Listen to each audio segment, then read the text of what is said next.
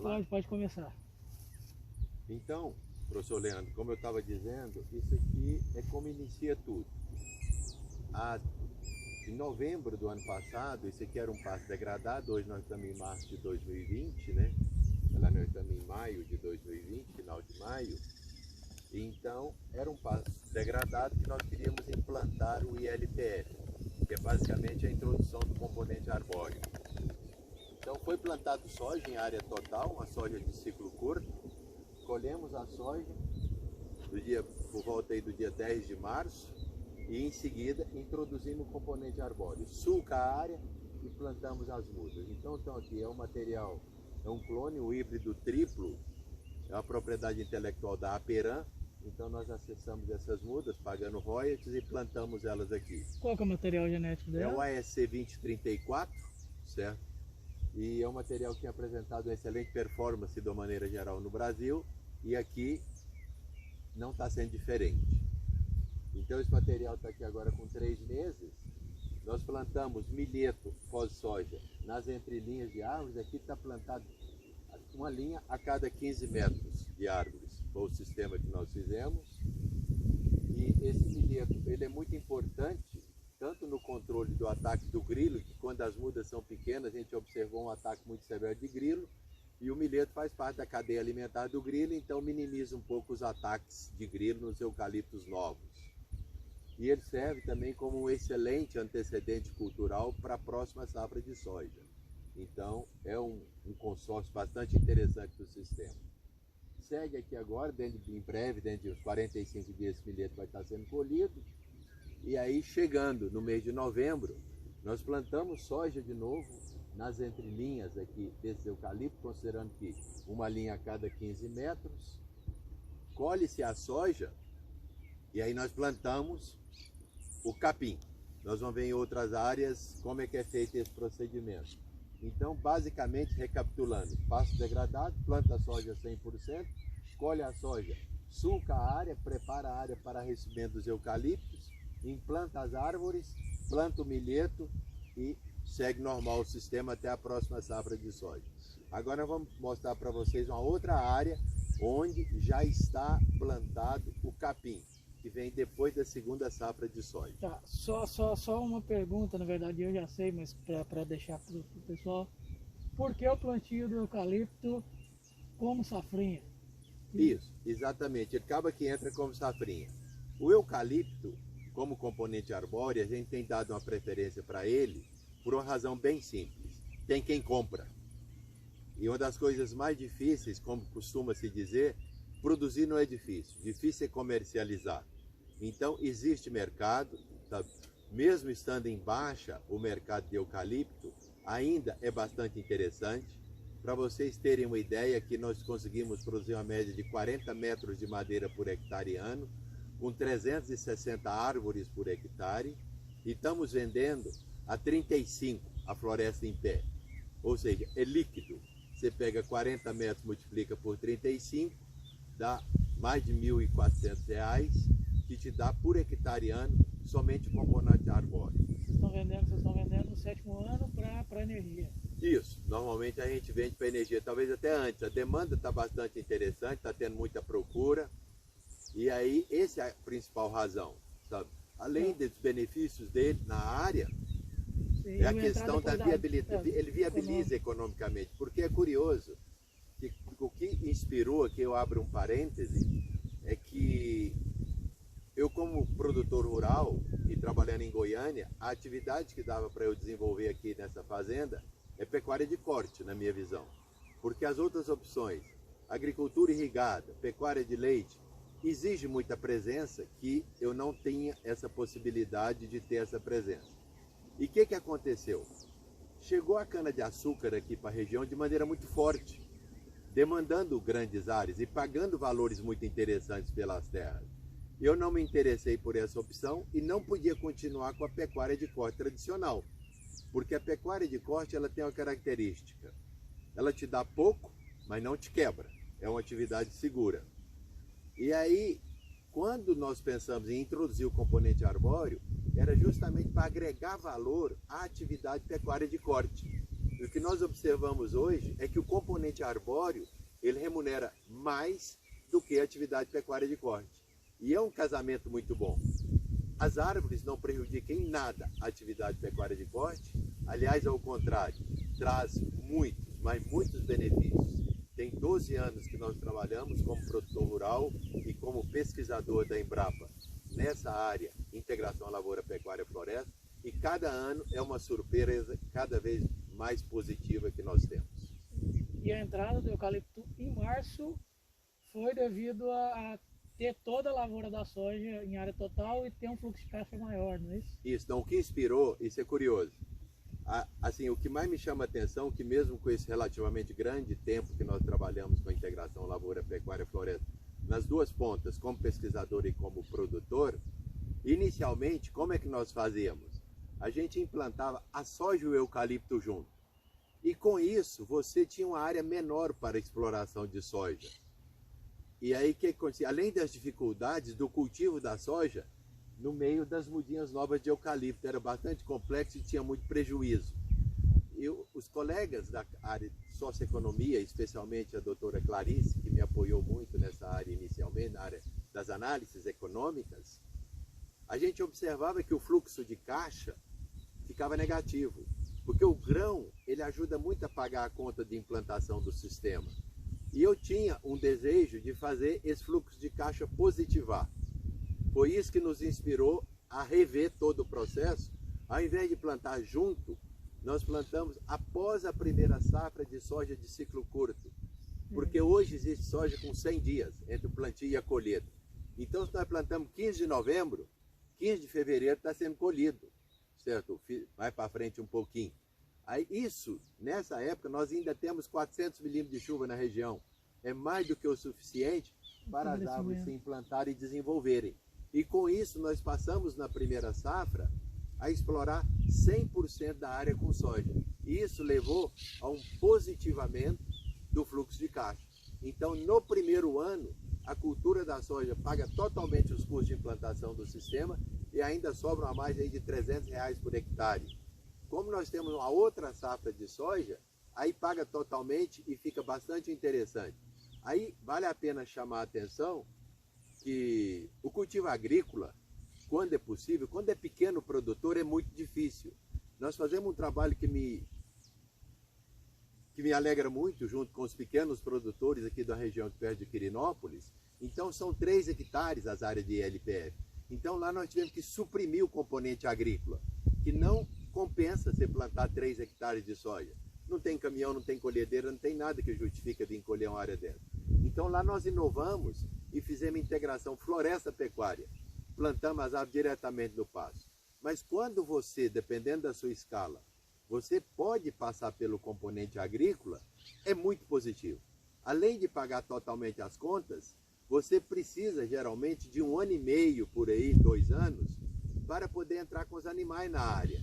Porque aqui agora eu não posso entrar com boi aqui. Ele detonaria todas as árvores. E aí eu vou mostrar para vocês na sequência, sabe? Depois de 2 cultivos de soja, as árvores estão já com 8 a 10 metros de altura e os animais podem entrar perfeitamente sem nenhum prejuízo. Então você otimiza o uso da terra, paga melhor as contas e gira melhor todo o processo. Então, quando você dá para passar pelo cultivo agrícola, vale a pena por essa questão econômica. É isso. Bem, pessoal, dando sequência ao raciocínio, né? Nós saímos de uma área agora que as musas estavam com 3 meses, recém-implantadas.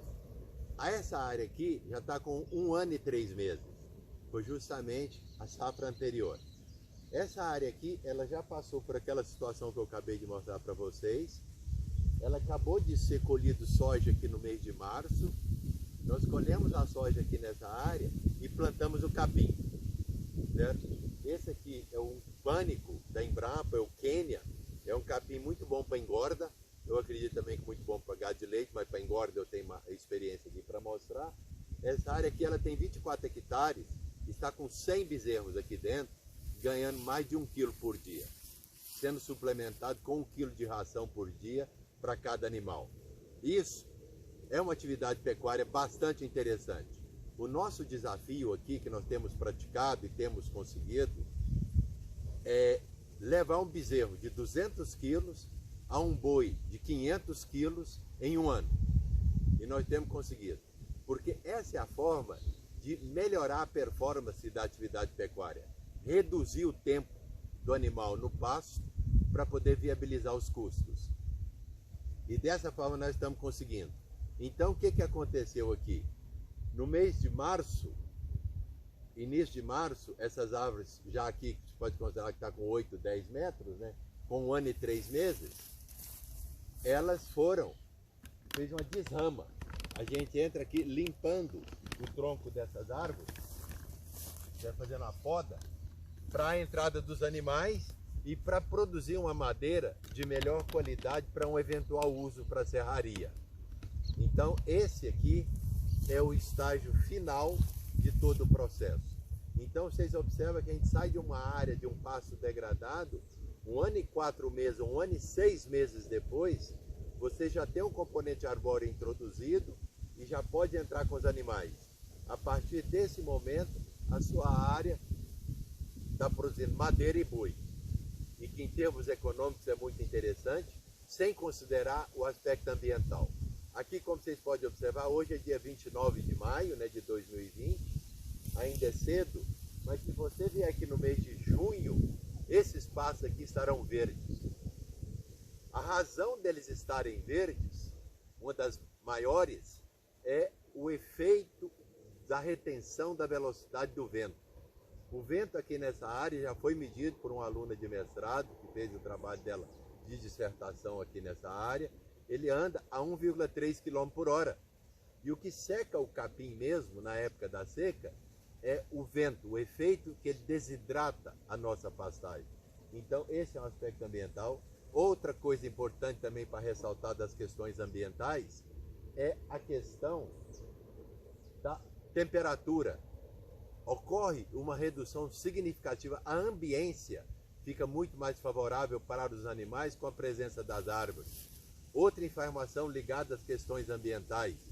Essas árvores aqui, as folhas que caem, os galhos e frutos, já foi medido também no trabalho de dissertação de mestrado de uma aluna da UFG, ele produz 8 toneladas de matéria seca por hectare ano que é colocado no solo, com um efeito muito positivo na melhoria desse solo, em termos químicos e em termos também da vida do solo, da teor de matéria orgânica aumenta significativamente. Um outro trabalho que foi feito também, que me chamou muita atenção pela Embrapa Gado de Corte, é uma avaliação da redução do consumo de água, certo? Em uma área com o componente arbóreo e em uma área sem as árvores. Isso foi de uma redução da ordem de 35% no consumo de água. Isso é uma informação muito positiva, sobretudo tratando de água. Então, são informações, como eu disse anteriormente, que vem sendo agregada ao sistema, que nos motiva muito a continuar, como eu tenho feito, a implantar esse sistema. Todo ano nós implantamos um pasto e vai num ciclo que nunca para. Que hora que você chega, nós na outra fazenda Boa Vereda, nós já estamos na parte de exploração, de comercialização de madeira. Se der, nós vamos dar um pulinho lá hoje para mostrar para vocês por onde nós começamos, terminamos lá a fazenda e hoje estamos implantando nessa fazenda aqui. Sempre com informações que vêm nos reforçando que essa é uma escolha certa. Eu estou convencido disso hoje, espero que o tempo confirme esse meu convencimento. Sim, aqui vocês têm optado por 2 safras, a safra do ano 0 do eucalipto, a safra do ano 1, já plantando o capim na segunda safra, o milho ou o milheto. Isso é muito importante ser ressaltado, porque o pecuarista ele tem muita dificuldade de mobilizar a área dele para a agricultura, mas hoje é percebido que não tem como ser só pecuarista. Você tem que mexer com a parte agrícola também, como uma forma de melhorar os seus solos e a capacidade de engorda dos seus animais. A segunda safra daqui é o que? Soja. Do segundo ano, não, a primeira soja. A segunda soja. Soja? Isso. Aí o que a gente faz? Igual naquela área que eu mostrei, pasto degradado, plantamos soja. Aqui foi assim, o pasto degradado plantamos soja em 100% da área para, como eu falei, para viabilizar economicamente mais o processo. Depois, colhida a soja, nós plantamos essas árvores, tá bom? Aí essas árvores ficaram aqui. Na próxima safra, um ano depois, viemos e plantamos soja nas entrelinhas de árvores, certo? Colhemos a soja com 100 dias e plantamos o capim. Já veio o capim. Essa soja, essa área que ela foi colhida, soja aqui em março, esse capim aqui está com 60 dias e já está com animais e com a carga pesada de 100 bezerros de 200 quilos cada um, peso médio, numa área de 24 hectares. E essa área deve suportar esses animais durante todo o período seco. Então isso é importante. Outra coisa, gente, que foi uma percepção recente, que eu achei muito bom. Eu costumo dizer que no campo a sua cabeça funciona diferente. As inspirações, os insights ocorrem de forma diferente. Aí o que acontece? Eu já viajei muito, visitei muito, dou palestras em vários lugares e sempre nessa atitude de doar, eu sou o principal beneficiado, porque eu aprendo muito. Pra vocês terem uma ideia, uns anos atrás eu fui na unidade da Embrapa em São Carlos, São Paulo, dar uma palestra.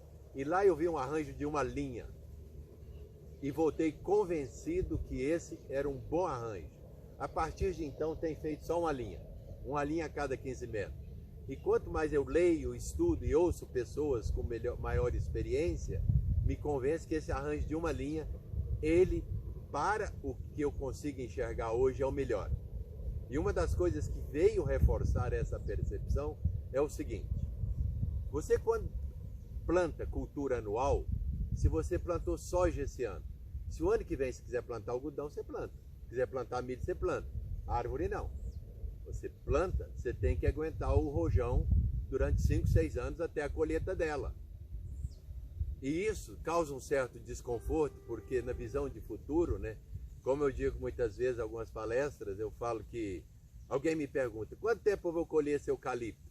Eu falo uns 5, 6 anos. Aí a pessoa fala: ah, mas daí 5, 6 anos eu já morri. E eu respondo: não morreu e continua pobre, porque não fez o sistema. Mas agora, isso é brincadeira da parte, né? A percepção de mais uma vantagem de uma linha. Se o ano que vem eu quiser plantar soja aqui, ou seja, esse ano no final do ano, eu posso plantar sem nenhum prejuízo. Por quê? Porque o problema é o toco. Eu tenho uma linha de toco a cada 15 metros. Você planta a soja de 45 a 50. Então eu derrubo todas as árvores, compro os insumos para plantar a soja, e a linha de toco vai ficar entre a linha de soja. Não te impede em nada, você pode fazer a safrinha. E um toco de 5, 6 anos, com 2, 3 anos, ele está totalmente apodrecido. Então eu não tenho tirado os tocos das áreas que eu estou explorando na outra fazenda, porque eu enxergo, além de ser oneroso essa operação, eles têm um benefício muito grande no solo. Além de facilitar a infiltração da água, o sistema radicular que está ali facilita a infiltração da água no solo, que é muito desejado. Ele ainda é uma fonte de fornecimento de matéria orgânica para o solo, que ele vai apodrecendo lentamente, enriquecendo o seu solo. Então esse negócio de arrancar toco e queimar ou encostar num canto, na minha visão, não é uma boa prática. E eu não tenho feito isso. Então, eu nunca tinha enxergado isso. Que o arranjo de uma linha, mesmo você estando trabalhando com cultura perene, não impede em nada você mudar de um ano para o outro, para um outro cultivo. Isso eu acho que é muito positivo. Acho que é isso. Bem, pessoal, dando continuidade às nossas visitas aqui na fazenda, esse aqui é o primeiro passo. Ele foi implantado em março de 2016. Então, 2017, 18, 19, 20, está com 4 anos essas árvores. Chama atenção, é o desenvolvimento. Esse material aqui é o AEC 2034, aquele híbrido triplo que eu mostrei para vocês inicialmente. E o capim implantado aqui também é um pânico, que é o Tamani. Aqui nós estamos na fase de acabamento de uma boiada, sabe? Ela já está aí com os seus 480 kg de peso médio. Mais uns 2 dias também tratado no coxo, certo? Pasto e ração, uma quantidade aí de 2 kg por animal dia, complementado pela pastagem. Então esse aqui, vocês podem observar, eu ainda não tinha ainda percebido ou notado a importância de uma linha em relação a 4. Então aqui eu arranjo 4 linhas, 22 metros entre cada renque. Esse conjunto de 4 linhas a gente denomina renque. Então aqui são 4 linhas implantadas a cada 22 metros. Hoje nós não fazemos mais esse modelo, nós fazemos uma linha só de árvore a cada 15, né? E o que se observa também é que nessa densidade, uma das coisas que nos motivou a mudar também é que com 4 linhas você tem uma densidade de sombra muito maior, consequentemente trazendo um prejuízo ao desenvolvimento da forragem. Com uma linha você tem uma maior entrada de luz que propicia uma maior vida para a pastagem. Então essa aqui é uma área de 45 hectares. Normalmente a gente mantém aqui 100 animais, pode ter animais desse porte de 400, 500 quilos, e o pasto está ainda com uma condição relativamente boa para essa época do ano.